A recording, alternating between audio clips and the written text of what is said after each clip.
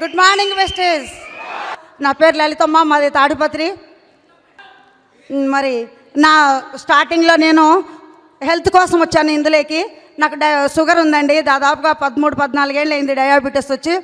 Sugar కోసం బయట ఏ doctor దగ్గర ట్రీట్మెంట్ తీసుకున్నాను, నాకు హెల్త్ బాగుండేది కాదు. అదే టైంలో మహేష్ సారు అక్క నీము నూనె ఫ్లాక్స్ కంటిన్యూగా యూజ్ చేయి, నువ్వు బాగుంటావు అని ధైర్యం ఇచ్చారు, నమ్మకం ఇచ్చారు.